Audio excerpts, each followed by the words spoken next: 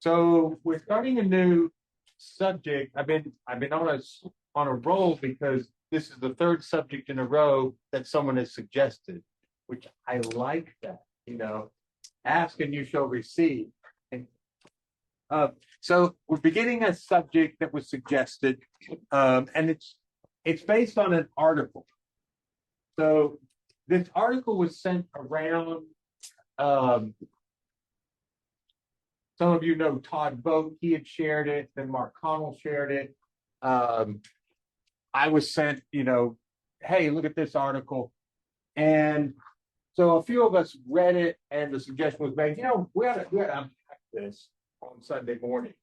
So, and not that we will complete it, the unpacking of it today, but we'll start the process. We'll see where it goes. We'll see what we find in it. So here's the title of the article. And I'll try and set it at least in the context as I understand it, and I'll try and fill in what I think it's lacking. And that's not a fault of the author. The author, who writes this article has got an audience in mind and things like that, and I want to expand it. But the title of the article is 5 Reasons Young People Are Deconstructing Christianity. That's the title of the article. 5 Reasons Young People Are Deconstructing Christianity. And this author gives the 5 reasons as he understands it, as he sees it. I don't think he's alleging these are the only 5 reasons. And in fact, he makes the case that it's a lot of different things for a lot of different people. One of the caveats I would add immediately is it's not only young people who are doing this, right? But this is the context of the article. I think the guy writing the article is writing to church leaders who typically are like more my age, and we're all unhappy with those young people. Right? So I think he's writing to these church leaders and trying to say, look, let me help you understand what's going on with these young people, and maybe it's not so bad. Part of what he's saying is it's not necessarily so bad. But I want to say right from the beginning, I don't see it as a young person thing. I think many of us have gone through the same deconstruction, reconstruction process. I hope we're still in that process. It kind of dovetails with what I was saying about Jacob's story. We're still asking questions. We're still wrestling. We're going, okay, I know you're saying that about Christianity, but why is that the case? And there's nothing wrong with that. In fact, I think, as I suggested this morning, God actually enjoys that. He seeks that. That's the only way you can come to your own authentic faith is you have to question it. You have to see if it's valid. You have to ask someone, well, prove it, make it clear, because I'm not so sure. And then you're going to decide, do they have good reasons? Do they have not good reasons? How am I going to come out of this? So this whole idea of deconstructing faith, I think it's something that anyone who's seeking a spiritual journey has to do. You can't just say, I'll just take whatever's told to me and I'll just do that. That won't work. Yeah, it seems it's easy at first, but it's not. You've got to wrestle with it. You've got to ask questions. I would even suggest that because the culture and the times, what we're facing is constantly changing and in flux, the answers that might have been appropriate for someone living in France in the 1500s or living in Turkey in the year 300, it's not going to be the same for someone living where we do today. Now, the essence of the faith might be the same, but how it's expressed, how it's worked out, different aspects of that interchange between the eternal God and what it means to live in his presence in this time and space, that's always got to change, not because God changes, but because our time and space change. And so we're always having to question, well, is the way we did it 400 years ago really the right way to do things? Or the way we did it 30 years ago, is that really still the best way to respond faithfully to God in this time and place? If you hadn't noticed, the world is not like it was 30 years ago. Or 50 years ago or 80 years ago. And you can just keep taking more decades and go, yeah, you're right. It's not. It's changing. Totally changing. So what I want to do is give a synopsis of these 5 reasons and some of the points that he makes. If you're really interested in reading an article, it's not a super long one. I can be happy to send it out. You could read it for yourself. Maybe it'll resonate better because we've already discussed it, and we'll see where this goes. But one of the things he wants to point out is that this is not really to be viewed as a threat. Because we can end up in that position. Well, it's fine when I did it, but I don't intend to. Right? It was fine back in the day when I questioned and worked things out, but I don't want anyone doing that today. Especially about what I found to be helpful for me. Now, someone younger than me is saying, I don't know if that's so helpful, Greg. And I'm offended. No, I don't think my parents were thrilled with some of the questions I asked. But it made the faith my own, right? And I can't withhold that. In fact, I should welcome that when my kids and grandkids ask the same sorts of questions. I would be like, yes, do that. Because I had to do that. You need to do that. That's how it can become yours. Okay, so I think this is necessary to spiritual growth. I want to say a little something about deconstruction, and he alludes to this. And if you read the article, you'll see he mentions this name. Like again, he's anticipating people who see this as, oh, this is just all bad. These young people are, and he's going to mention the name of a philosopher, Derrida. And of course, if you don't know, you're like, I don't even know who that is. The reason he mentions it is because Jacques Derrida is a French philosopher, passed away not that long ago. And he is one who really talked about philosophically this whole thing of deconstruction. And I think it's important to understand a little of that background because that's where the language comes from. When people talk about deconstruction, whether or not they realize it, they're really referring to a philosophical idea promoted by Jacques Derrida. Here's what Derrida said, and I agree with him. He says, you only deconstruct the things that you love. Now think about that. You only deconstruct the things that you love. As he talks about deconstruction. And he talks about justice. That's one of his examples. He talks about justice. He says, if you really love the ideal of justice, then you are going to critically deconstruct how we are implementing justice in our society. Not because you want to live in anarchy, not because you hate justice, but because whatever we're doing is not the ultimate perfect expression of justice. And so you look at some of our laws and the way we do things and go, wait a minute, there's a problem here. Why are you saying that? Because you love justice. And you want to say, we could do better. So some of the laws we have are not a good expression of justice. So we need to change them. He says, and sometimes this gets misinterpreted, it looks like the people who are criticizing things want to tear everything down. And he says, no, it's because they love the ideal, and there is never going to be in this world an ideal expression of anything that's true and good and beautiful. I just referred to 3 transcendentals of philosophy, the good, true, and the beautiful, which we associate with the very nature of God, that God is truth, God is beauty, and God is good. Right? Now what Derrida says, and so like injustice, so concerning justice, so you criticize the process of justice as it's being implemented in your day and time in society, not because you want to do away with all laws, but because you want to say we could do better than what we're doing. So we're gonna deconstruct it, and then what you do is you reconstruct it. And hopefully you reconstruct something better. And then Derrida says, and guess what you have to do next? Put it back. deconstruct what you just reconstruct. In other words, this point is it's a never-ending process. Because when you say there's something wrong here and you try and create a better version, if you're honest, you look at the version you created and say, now I see some flaws with it. This is not the ideal. And so you turn around and you deconstruct even what you came up with and say, yes, but we can do better again.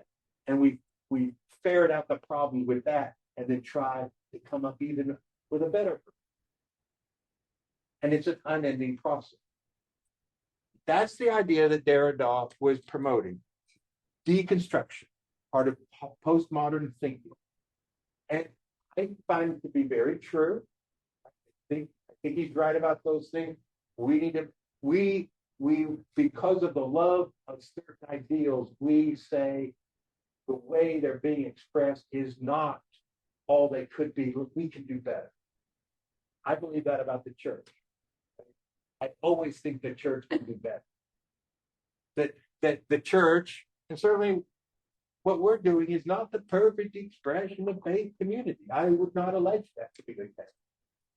But we exist as an attempt to at least try and do something better than some things that were done before. Okay? But we still have our deconstruction to do even of what we're doing as a way, well, what could we be doing better than we're doing it now? Maybe we're not falling into certain, potholes on the road of church life that were so apparent. That doesn't mean we're doing everything right. So it's this ongoing process, kind of an evolving under the lordship of God and the work of the Holy Spirit. We're always asking afresh, so what are we not doing the best we could, and how do then we alter that for our time and place? Okay, so that's who Derrida is, and he mentions him. Okay, one other thing he said, and I kind of mentioned this, he said there's no such thing as a one-size-fits-all deconstruction narrative.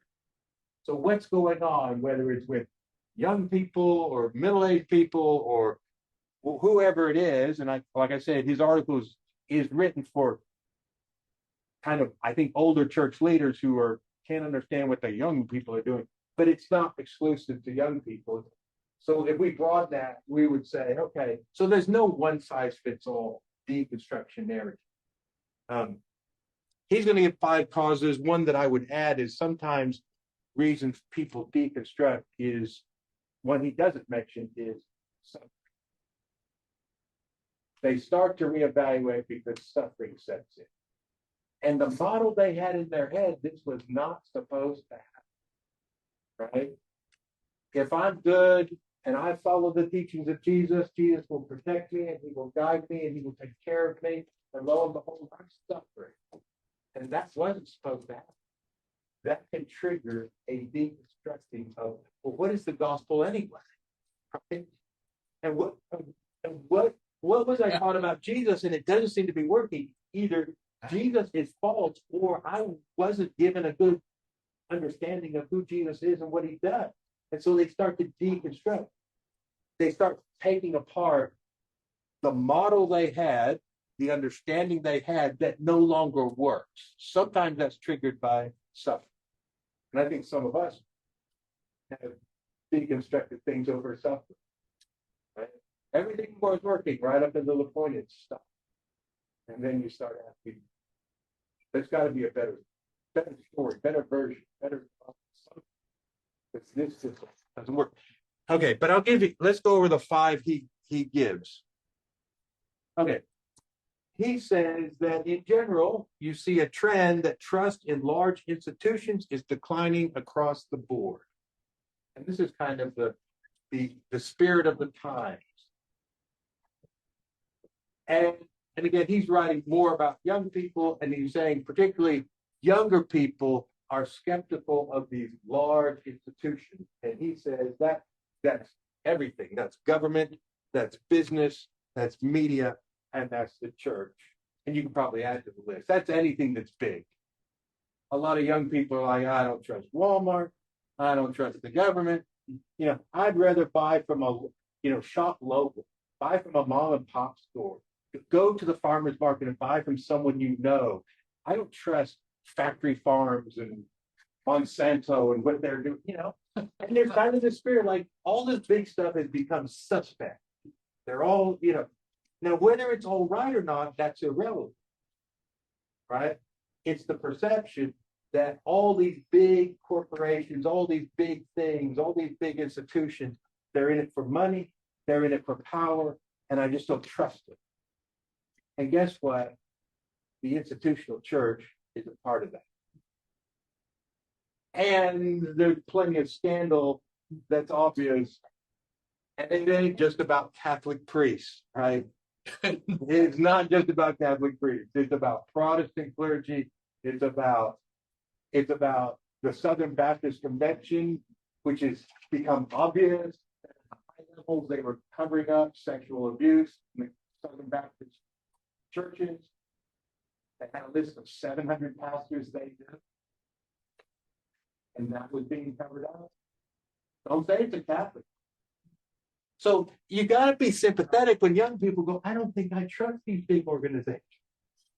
Right? I don't think, in fact, anything that looks like church, I don't trust it. Why? Because I don't think they're authentic. I don't think they're truly about goodness. I think they're about power. I think they're about selfishness, whether it's money or sexual or whatever. That they seem to cover up for their friends. So you got to be sympathetic that this distrust in large institutions is kind of a thing that's permeating the culture. And again, I don't think it's just young people. I think I'm on board with some of that distrust. Me too. I'm 60 and I'm on board with some of that distrust. But I don't know if I trust these big institutions. Okay? So that's the first one. Any other? You can stop me if I'm going along and I need to clarify something. So please don't feel like you can't. Number two, he said we live in a more diverse, accessible, and mobile world. Yeah. Without question. Oh, without question. In other words, you're saying, yeah, I affirm that. Yeah.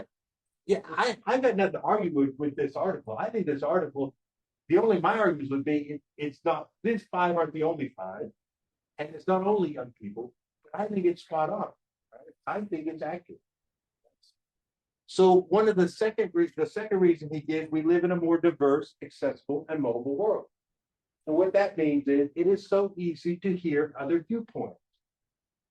Now, 50, 60, 70 years ago, you had to strive to find a viewpoint. And if you lived in a very homogenous community, some of us never even met a Catholic until, we got older, because we lived in a town that only had Protestant churches. Right? You heard about Catholic, never really met one. Right? Or if you grew up in the Northeast, Catholic, everyone's a Catholic. The Italians are Catholic, Poles are Catholic, everybody's a Catholic. And they also went to their own school. And they went to their own school, yes. Yeah. So, but now today, there's a lot of diversity, there's a lot of accessibility. So you can easily hear what Buddhists think, or what agnostics think, or what various denominations think. And all of that is leading with the more information of all the different possibilities. Some people are thinking, I really want to question what is being presented to me because I'm aware of all this other stuff. Right? And I think that's true. Right? But again, this is not all bad. In fact, this could be very good. A third one that he gives why people are deconstructing Christianity, his thing is high-performing Christians are simply burning out. He's talking about people who, you'll hear a story of someone who was part of a very successful mega church and on staff and everything, and then all of a sudden they just kind of, I don't want to be Christian. And what happened? They were blowing and going with the big and the seemingly successful. And what happened? How did they lose their vision for this is good? He says these people, these quote, what he's calling high performing Christians, they display an extreme level of dedication and devotion to God and religion, and they earnestly believe that the institutional church can be fixed and reclaimed. They believe it's worth fighting for right up until the point where they don't. They get to that point of like, I'm done trying. I've been trying to help the institutional, the big corporate church switch and move, and you know what? You can't do it. I'm done. I wanted to see it be about more than what I was being told. So I want to identify the people's stories, but for some reason, when we were looking for, youth ministers, something a minister with us, one individual relayed the fact, why would you want to come to this place? Right? You know what some of the elders told me where I was? Look, the families with these teenagers are the people with the money. You've got to be on your game, dude, because they're the ones that got the money. It's like, here he's trying to minister in a context, a big, successful, quote, church, but it's all dollars and cents. And in the meetings, he knows that. It's not about Jesus and the spiritual walk. It's about the families, the teens in your youth program are the ones we got to keep happy and invested. So that's the reason someone like that is interested in a place like DF is because high performing Christians are getting burned out. That kind of church, when you're optimistic and idealistic, you're thinking we can change this. Right? We can have a different set of values and priorities here. And then you run up against the fact that everything is a cost analysis. And it is. And it is. It's across the board. Oh, yeah. And it's so sad. And that is why I love this church. Because it does not seem to be driven by big donors. And we don't even know what anybody is. We don't even pass a collection plate. And I don't know what anyone gives. I trust that to someone else. I do not want to know. That will poison my mind. Well, I don't want to know what anyone gives. You would be afraid to preach what you preach. And I have seen this scores of times across everything, across medicine, across museums, everywhere. It's driven by money. We saw, and I won't advertise for Sidewalk Film Festival. Come to Sidewalk Film Festival. There are a boatload. It's downtown. It's the weekend before Labor Day weekend. And we've been going for I don't know how many years. But anyway, they have all these documentaries. Okay, they have documentary, and you're going, when are you raving on? Oh, well. They had a documentary about Smithfield. The Smithfield Company had ruined North Carolina or a spot in North Carolina because they kept putting waste into the lakes from process and how they treated the pigs and everything. It almost made me give up bacon. Almost. Now I'm just not buying Smithfield bacon. But anyway, it really raises your awareness of all the stuff that is driven by money in the world. It's so amazing. And my cousin just got fired from a religious institution because his hair was too long, and he was a dean, and nobody ever came to him and told him why he was being fired. They just restructured and fired him after being there for 30 years. 30 years. This happened a few weeks ago, and the reason was a big donor was at a multi-million-dollar donor was at the graduation and noticed this guy and this hair. And so the president of the organization fired him. It happens everywhere. And it's enough to turn a person who is not as optimistic and unrealistic as I am. It's enough to turn to make them go in the back of the cave. Yeah. Because it's just scary how much everything is permeated.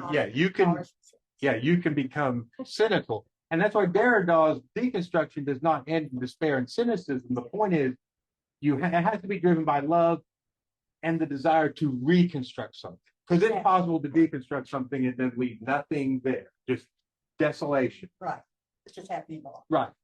I don't want to do that, and I don't want anyone else to do it. So, but I understand the necessity of the deconstruction, right? That to ask those questions. Okay. I'm not sure, I mean, sometimes the high performing Christians could be influenced by power, money, position. Yeah. To, other than just being burned out. But I guess is he putting the category of, nefarious motives to being bad institutions? You know what I'm getting at? I'm not quite sure on that third one.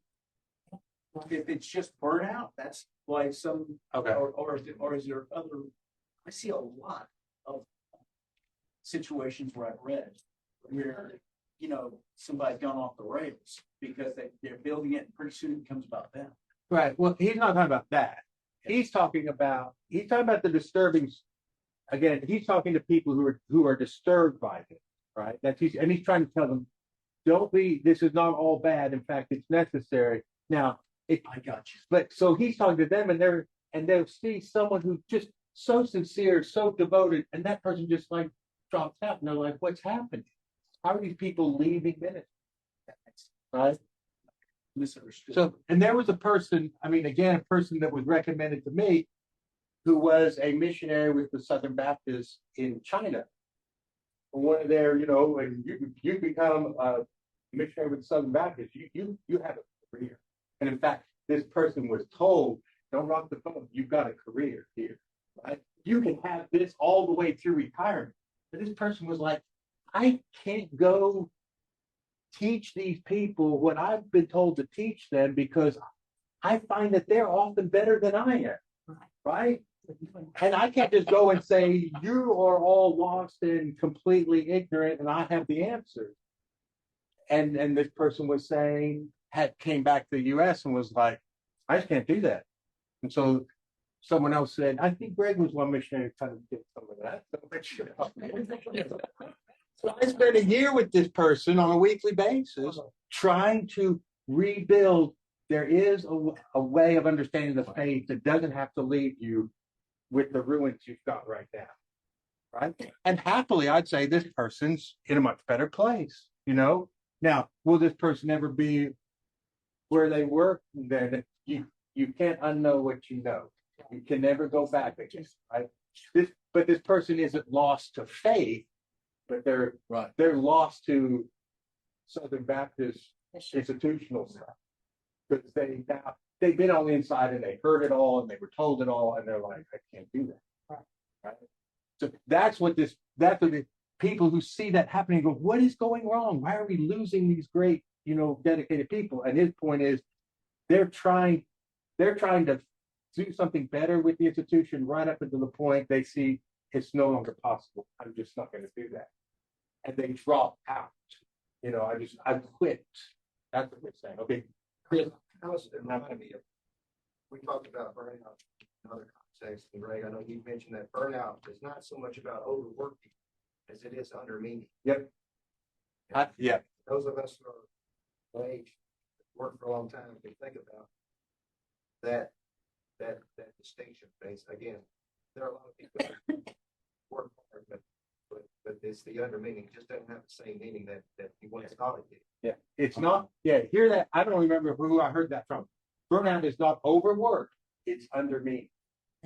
It's working hard and you can't see a point to it.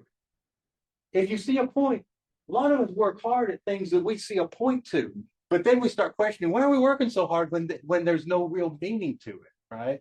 And that's what it's talking about. These people who no longer see a meaning to striving to help steer the institution in a better way, right? It's like, you can't alter its course. And that's where they're saying, well, why am I working long hours running these youth programs if the elders are evaluating the cost analysis of the families who have the kids? And I'm trying to help these kids actually get a walk with Jesus. And they're thinking, oh, that's where the money is, guy. And it's like, so it's a loss of meaning. Why am I doing that? It's also anonymous attacks. Yeah. Yeah. That's not money list, but I think that's a biggie. That'll discourage you real quick. Anonymous attacks. Yeah. For those who strive to try and do something. Okay. My only argument with things like this is, I don't like that they use the word Christianity, because I don't think it's Christianity. I think it is the culturalization of the institution, the institution of religion. It's not really Christianity. Yes. Because when we equate that with all of this stuff, then we're saying to people that's Christianity, and it's not Christianity. No, I think that's a great point. Yeah. It's the difference between Christ. Many people would not have an issue with Jesus. They have an issue with the religion, the kind of the human institutional thing which is grown up around and claims that it embodies this. And then they see, yeah, but lawsuits that produce the 700 pastors, the list of 700 pastors of the Southern Baptist Convention who were known sexual abusers, and the church wasn't doing anything. Well, yeah, it's not a loss. Yeah, it's just a realization that doesn't really represent Jesus. So what is the? Yeah, you're right. It's only deconstructing Christianity much more in the sense of the earthly phenomenon of an institution and an expression of these things kind of in that way. Exactly. It's not really, they got an issue with Jesus saying, love your enemy. In fact, that's what they want to do. The problem is they get in the context and you're not, and that's not what's talked about, is really loving your enemy, right? They're like, I'm okay with Jesus, but that's not what's driving this institution. It's not love for enemies. It's something else that's driving. Great point. Okay, let's get the last two, and then, like I said, I could send this out for people who would like to read it. I'll just send it out. People can read it, and we'll pick it up and start talking about it more. So that was the third one. The fourth one is the prideful prioritization of conformity over unity. You think, what is that about? The prideful prioritization of conformity over unity. That's where the institutional church wants you to stay within their tribe. So here's how he talks about how this is. So when it comes to spiritual matters, questions and doubts are inevitable. Right? They're inevitable. I had them. I'm sure all of you have had them about one thing or another. You've had some question or doubt about something. When it comes to spiritual matters, questions and doubts are inevitable, and a satisfying answer or approach to a difficult theological topic may exist in an older or deeper part of orthodoxy's stream. So what he's talking about is the Christian Orthodox, in other words, true stream is super wide. But if I'm denominationally minded like our little group, I don't want you to go over there and listen to anyone except in our little group. But the problem is the answer to this discussion that you're wrestling with may be lying over there in another part of what is truly the Orthodox stream. But if I got this prioritization, a prideful prioritization of conformity, like being a part of our over real unity, then I don't want you listening to an Eastern Orthodox, Greek Orthodox theologian, or a Lutheran, because we're not Lutherans. Yeah, but maybe a Lutheran theologian expressed this very well, right? And that's what he's getting at. He's getting at the point that, well, I'll read what he says. Trust me, there's no doubt or question you can raise that hasn't been debated ad nauseum by centuries worth of theologians and philosophers. The question is, do we allow people who have those questions to access those answers? Or do we want to say, no, stay within our fold? Right? We ought to be saying, yeah, well, let me help you find, because it guarantee you that has been talked about. Everything has been talked about.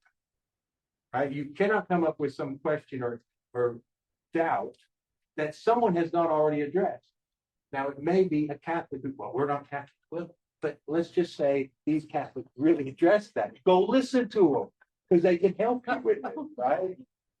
That's what he's saying. That's why people are deconstructing these, because they're not being allowed to ask their questions And then they're not being allowed to access where there actually is help within Christendom, within the whole Christian framework. You may even go outside of that. Yeah. Oh, sure. Yeah. Yeah. If you, well, yeah. I don't know if he's thinking that, but I'm thinking that, right? I mean, a Buddhist may be able to teach me more about how to detach from my affections, which is in keeping with what Jesus wants me to do as well. But they may actually give me better guidance on the nuts and bolts of how to do that sometimes than I might find somewhere else. And so, yeah, so you can find out all truth is God's truth, right? And if we don't have this prideful prioritization of conformity to our group, then we say if it's true and it's been expressed over here, and that helps, that's God.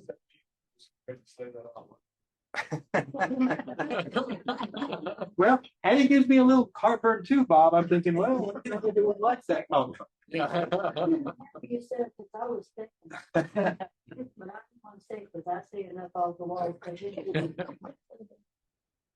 Sure, I'll just be on your team. I know.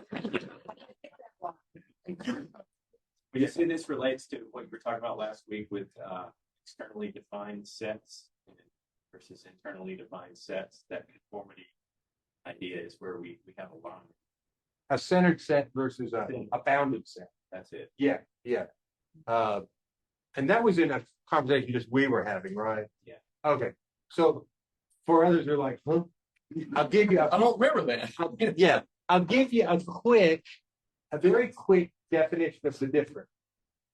So ranchers in America,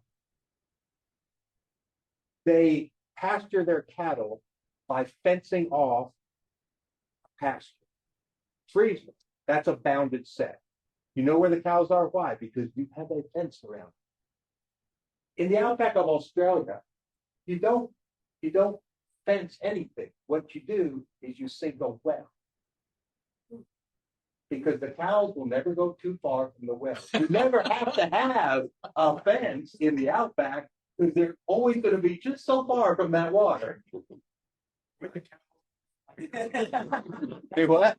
Be the cows in this now. Right, we are the cows. And the thing is, often churches want to build fences to keep us in, right? But Jesus should be that well, and you're not going to wander too far. I don't need a fence that sets the boundary. We're attracted to a good articulation of the gospel, and it has to be a good one. I mean, one that's true good news and not sort of bad news. Good news. People will be attracted. You don't have to define where the boundaries are. They just won't, they'll stay centered, right? So that's the difference. Churches that are centered versus boundary driven. Wow. Right? We want to be a center driven church, right? So that's why we don't have any members. You know, why don't we have any members? Because to determine who's members, we got to have a boundary and decide who's in and who's out. And I'm just not interested in doing that. I'm also not even capable of doing it. How can I determine who's in and who's out? But if we have the gospel, I think it'll draw people to it. And I don't have to decide where's the boundary. If they show up in community, they must be a part because they're gravitating towards this center. So they're members as much as we have non-member members. So we're trying to be a non-bounded set and a centered set, right? Preach the gospel and let people be drawn to it. Don't have to figure out where the boundary is. Okay, last. So here's what happens again. Let's suppose a church, or this is that portion, but suppose a church or denomination doesn't encourage a generous approach towards orthodoxy. In other words, the whole Christian story, and he's not even contemplating outside that. In that case, inquisitive and skeptical Christians usually face two options. They can self-censor for fear of being labeled divisive, or they can leave and find community elsewhere. Right? And isn't that true? You got to wonder, can I say this? Because if I suggest something different, someone's going to say, well, that's divisive. Now you're trying to stir up trouble because you've left what we are saying. I'm asking another question. So you're stirring up trouble. We don't like troublemakers around here. Keep it to yourself. So, or they can just say, I get the feeling my questions won't be welcomed, and they go find community somewhere else. That doesn't even mean, and in this case, it doesn't mean Christian community. It just means someone who will accept them and let them ask those questions, right? So, As I was out with some friends and we were talking about churches, and I said, churches really are business. They have the numbers, and their income is based on how many, whatever, whether it's members or baptisms. I had 3 people call and accuse me of being anti-church, anti-religion. yeah. Because I had raised something called. No one told me. I basically called for me. Yeah. Anti-church. No, I'm not anti-religion. Yeah. But this is just factually true. And yeah. Yeah, Okay. that was a threat. So I'll give you the last one, and then we'll stop right here. We'll eat. The last one given as the 5th reason is the acceptance of political idolatry and conspiracy theories in Christian communities. And I don't think this person is talking about political idolatry on one end of the spectrum. And this person is talking about people who sense that there's a worship of a political ideology that rivals or even replaces Jesus. And this guy say people are deconstructing the Christianity, the institutional thing, because they see that. And they're like, and again, they're not upset with Jesus. Jesus said some good things. But when I go here, I get a promotion of something that's not really Jesus, it's a political viewpoint. So you may agree or disagree with him. I think he's right. I think he's right. I think there's people who become jaded by that kind of loyalty. That's not a loyalty to Jesus. It's a loyalty to something else, right? And of course, he's writing about young people. He's saying particularly some young people see that, and then they're like, that's not what I hear Jesus being about. So you pile up his 5 reasons, and he's saying that's some of the reasons why you see this deconstructing, questioning about what we have. Okay, we'll stop here, but I'll send out the article. You can read it for yourself. Hopefully that'll help it kind of register more. We're going to eat, and we'll pick it up again next week.